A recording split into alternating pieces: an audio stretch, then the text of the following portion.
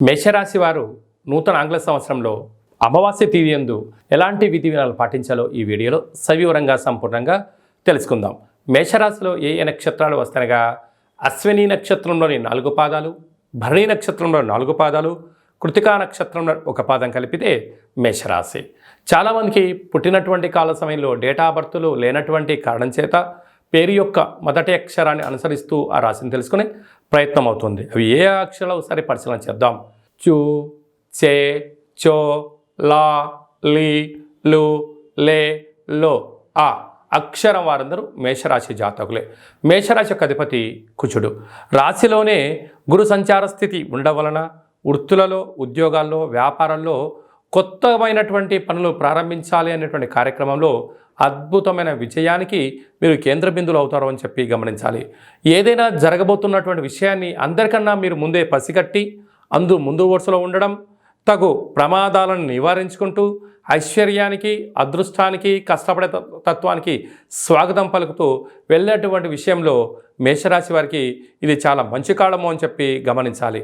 కాకపోతే అష్టమంలోనే బుధ శుక్ర సంచార స్థితి ఉండడం వల్ల విలాసాలకు, ఆధ్యాత్మిక తీర్థయాత్ర కార్యక్రమాలకు, కొత్తమైన పెట్టుబడులు పెట్టేటువంటి కాల సమయంలో 1-2 సార్లు ఆలోచించడం, వాటిపైన పరిపూర్ణమైనటువంటి మీకు శిక్షణ ఉన్నప్పుడు మాత్రమే వాటిని ప్రారంభించండి.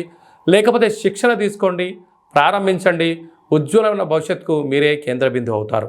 పోతే భాగ్యస్థానంలో రవి కుజ సంచార స్థితి ఉండడం వల్ల ప్రేమికుల మధ్య సయోధ్య, భార్యాభర్తల మధ్య అన్యోన్యత, పార్ట్నర్షిప్ వ్యవహార కార్యక్రమాలు నడిపించేటి వారందరూ కూడా ఎంతో జాగ్రత్తగా ఉన్నట్లయితే రాబోయే కాలం అంతా కూడా మంచి కాలం అని చెప్పి గమనించాలి.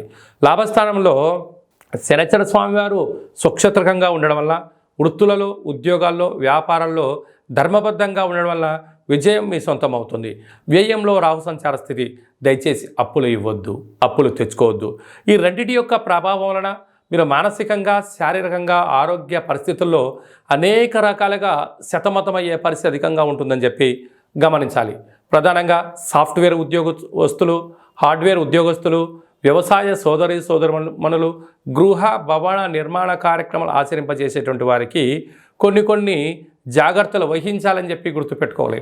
అసలు ఈ జనవరి కాలం అవ్వడం వలన అటు చలికాలం ఉండడం వల్ల కొద్దిపాటి అనారోగ్యమైన పరిస్థితి పొంచి ఉంది. ఆరోగ్యం సకాలంలో తిండి, సకాలంలో నిద్ర, తగు వ్యాయామం అవసరం అని చెప్పి మీరు గుర్తుపెట్టుకోగలగాలి. వీలైనంత వరకు గోరువెచ్చని నీళ్ళను తాగండి, ఆహారాన్ని వేడిగా ఉన్నప్పుడు తినండి, వ్యాధులను దూరం చేసుకొని ప్రయత్నం చేయండి.